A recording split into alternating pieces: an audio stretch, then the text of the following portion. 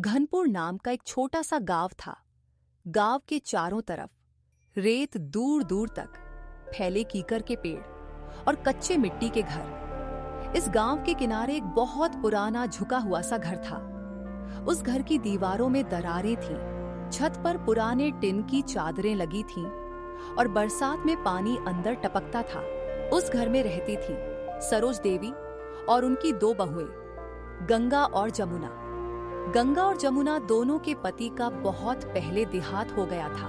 तीनों की जिंदगी गरीबी, मेहनत और संघर्ष से भरी हुई थी। लेकिन इन तीनों के बीच ऐसा रिश्ता था जो खून से नहीं बल्कि दर्द और जिम्मेदारी से बना था। सुबह का समय था, सूरज अभी पूरी तरह नहीं निकला था। ठंडी हवा चल रही थी। गंगा आंगन में बैठकर सूखी लकड़ियां चुन रही थी और जमुना चूल्हे के पास बैठी आग जलाने की कोशिश कर रही थी। लकड़ियां बार बार बुझ जा रही थी। जमुना की आंखों में आंसू आ गए। फिर जमुना बोली, दीदी, कभी कभी मुझे ऐसा लगता है कि हमारी जिंदगी बस आग जलाने जैसी है। बार बार कोशिश करो, फिर बुझ जाती है, फिर कोशिश करो, फिर बुझ जाती है। मैं थक जाती हूँ दीदी, सच में थक जाती हूँ। जब देखती हूँ कि घर में आटा कम है, तेल खत्म है और फिर भी हमें मुस्कुराकर जीना पड़ता है, तब लगता है कि क्या भगवान हमें देख भी रहा है या नहीं। फिर गंगा बोली, जमुना, जिंदगी हमेशा ऐसी नहीं रहती। देख, मैं भी तेरी तरह बहुत रोती थी पहले। जब मैं इस घर में आई थी ना, तब मुझे लगता था कि मैं ये सब नहीं झेल पाऊंगी। लेकिन फिर मैंने माँ जी को देखा, अकेली, बिना सहारे। फिर मैंने सोचा, अगर वो इतना सह सकती हैं, तो हम क्यों नहीं? हम टूट नहीं सकते। हमें मजबूत बनना ही होगा, क्योंकि अगर हम टूट गए तो ये घर भी टूट जाएगा और ये रिश्ता भी। जमुना चुप हो गई। उसी समय सरोज देवी अंदर से बाहर आई। उनके चेहरे पर उम्र की थकान साफ दिखती थी।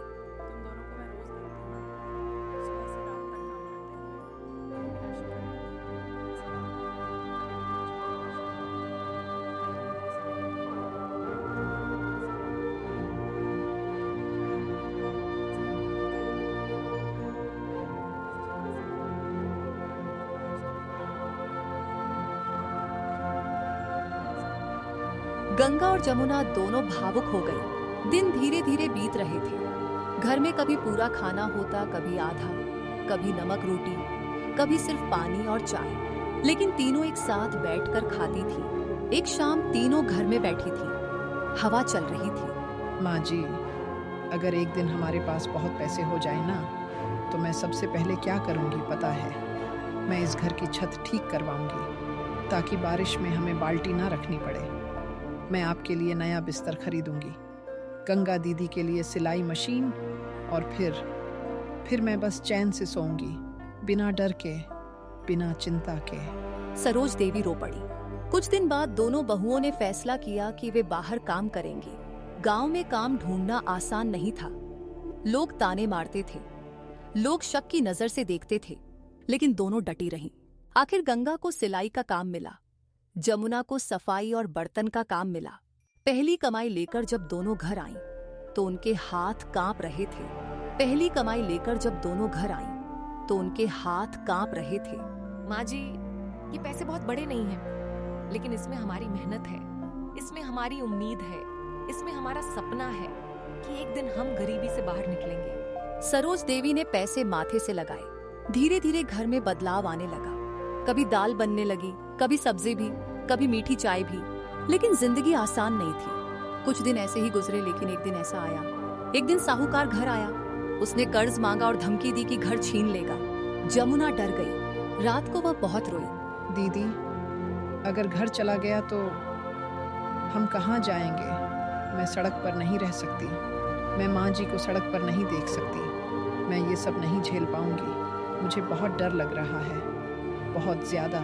जब तक हम साथ हैं, हम कहीं भी रह सकते हैं। और तुम चिंता मत करो, हम सब साथ हैं। उस रात तीनों ने फैसला किया, और ज्यादा मेहनत करेंगे। सुबह हुई। गंगा रात तक सिलाई करने लगी। जमुना 2 घरों में काम करने लगी। सरोज देवी अगरबत्ती बनाने लगी। धीरे धीरे कर्ज कम होने लगा, लेकिन मेहनत से तीनों की सेहत कमजोर होने लगी। एक रात सोने लगी। एक रात सरोज देवी को तेज खांसी शुरू हो गई। गंगा और जमुना घबरा गई। दोनों उन्हें डॉक्टर के पास ले गई। डॉक्टर ने कहा, कमजोरी बहुत है, ध्यान रखना। घर लौटते समय तीनों चुप थी, लेकिन उनके दिल और मजबूत हो चुके थे। फिर शाम को तीनों बैठी थी। सूरज ढल रहा था। सरोज देवी ने दोनों के हाथ पकड़े। अगर मुझे जिंदगी में दोबारा मौका मिले तो मैं फिर से तुम्हें ही अपने घर लेकर आना चाहूंगी, क्योंकि तुमने मुझे माँ होने का असली मतलब समझाया।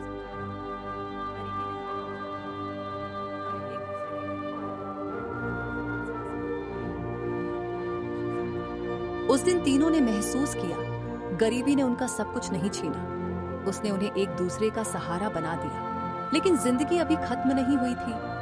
आगे और संघर्ष आने वाले थे, और वही संघर्ष उनकी असली ताकत बनने वाले थे। घनपुर गांव में गर्मी का मौसम शुरू हो चुका था। दोपहर की धूप अब इतनी तेज हो जाती थी कि बाहर निकलना मुश्किल हो जाता था। लेकिन गंगा, जमुना और सरोज देवी की जिंदगी में आराम नाम की कोई चीज नहीं थी। उस सुबह गंगा बहुत जल्दी उठ गई थी। वह आंगन में बैठी आसमान देख रही थी। उसके चेहरे पर चिंता साफ दिखाई दे रही थी। जमुना उठकर उसके पास आई। दीदी, तुम फिर रात भर सोई नहीं ना? मैं जानती हूँ, तुम जब भी ऐसे चुप बैठती हो ना, तब तुम्हारे मन में बहुत सारी बातें चल रही होती हैं। तुम हमेशा हम दोनों के लिए सोचती रहती हो, घर के लिए सोचती रहती हो, लेकिन कभी अपने बारे में नहीं सोचती। दीदी, तुम भी इंसान हो, तुम्हें भी डर लगता होगा, तुम्हें भी थकान होती होगी। तुम हमेशा मजबूत बनकर क्यों रहती हो? कभी कभी टूट भी जाया करो। मैं संभाल लूंगी, माँ जी संभाल लेंगी। जमुना, मैं इसलिए मजबूत बनती हूँ क्योंकि मुझे पता है अगर मैं टूट गई तो तुम टूट जाओगी, और अगर हम दोनों टूट गए तो माँ जी अकेली रह जाएंगी। जिंदगी ने हमें आराम नहीं दिया, लेकिन एक चीज दी है, एक दूसरे का साथ, और जब तक ये साथ है हम हार नहीं सकते। फिर जमुना रोने लगी। उसी समय सरोज देवी बाहर आई। उन्होंने दोनों को देखा और पास बैठ गई।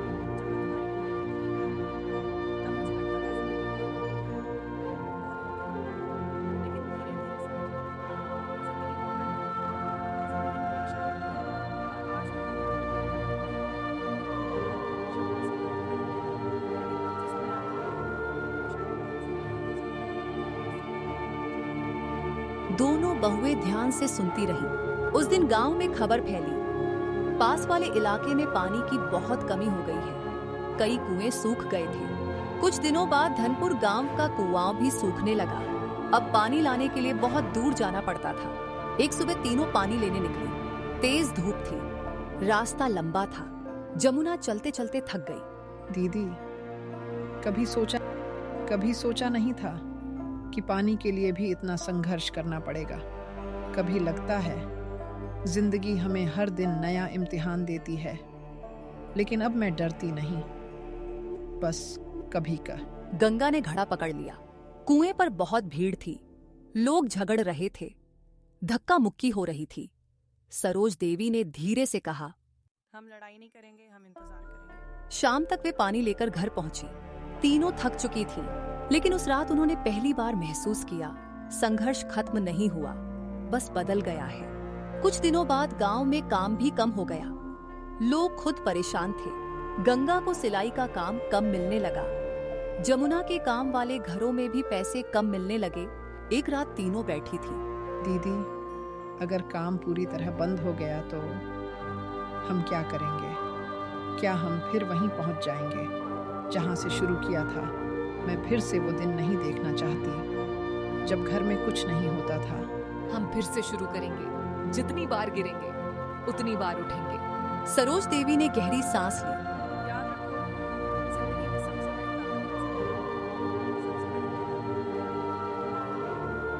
ताकत। अगले दिन गंगा ने फैसला किया, वह पास के कस्बे में भी सिलाई का काम ढूंढेगी। जमुना ने भी 2 नए घरों में काम ढूंढ लिया। अब उनकी दिनचर्या और कठिन हो गई। सुबह जल्दी निकलना, देर रात लौटना, थकान, दर्द, लेकिन हार नहीं। एक रात गंगा बहुत ज्यादा थक गई। वह चुपचाप बैठी रही। जमुना उसके पास बैठी। दीदी, तुम हमेशा हमें संभालती हो, लेकिन आज मैं तुम्हें संभालूंगी। अगर तुम थक जाओ तो थोड़ा रुक जाया करो। हम मिलकर काम कर लेंगे। तुम अकेली सब मत उठाया करो। गंगा मुस्कुराने लगी। धीरे धीरे समय बदलने लगा। गांव में फिर काम बढ़ने लगा। पानी की समस्या थोड़ी कम हुई। तीनों ने राहत की सांस ली। एक शाम इस तरह गांव के सुबेदार का कर्ज भी उतार दिया और अपना घर भी बचा लिया। तीनों आंगन में बैठी थीं। हवा चल रही थी। आसमान साफ था। सरोज देवी ने दोनों को देखा। जिंदगी हमें हर बार गिराने की कोशिश करेगी, लेकिन अब मुझे डर नहीं लगता, क्योंकि मुझे पता है तुम कभी हार नहीं मानोगे।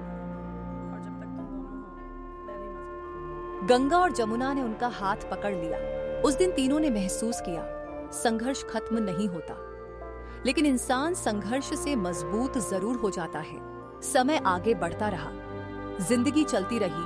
संघर्ष आते रहे, लेकिन अब तीनों तैयार थी, क्योंकि अब वे जान चुकी थी गरीबी से बड़ी चीज होती है साथ, और साथ से बड़ी चीज होती है हिम्मत। और यही हिम्मत उनकी असली जीत थी। इस कहानी से हमें यह सीखने को मिलता है कि गरीबी इंसान की सबसे बड़ी कमजोरी नहीं होती, बल्कि हार मान लेना सबसे बड़ी कमजोरी होती है। गंगा, जमुना और सरोज देवी ने बहुत मुश्किल हालात देखे। पैसों की कमी, काम की परेशानी, बीमारी, पानी की कमी और समाज के ताने, लेकिन उन्होंने कभी एक दूसरे का साथ नहीं छोड़ा। इस कहानी की सबसे बड़ी सीख है कि परिवार सिर्फ खून के रिश्तों से नहीं, बल्कि साथ निभाने से बनता है। जब इंसान अकेला होता है तो छोटी समस्या भी बड़ी लगती है, लेकिन जब साथ होता है तो बड़ी से बड़ी मुश्किल भी आसान लगने लगती है। ये कहानी हमें मेहनत की अहमियत भी सिखाती है। गंगा और जमुना ने मेहनत करके दिखाया कि हालात चाहे कितने भी खराब क्यों ना हो, अगर इंसान ईमानदारी से मेहनत करे तो धीरे धीरे जिंदगी बदल सकती है। साथ ही यह कहानी हमें यह भी सिखाती है कि बुजुर्गों का सम्मान और उनका साथ देना बहुत जरूरी होता है, क्योंकि उनका अनुभव परिवार को मजबूत बनाता है। सबसे बड़ी सीख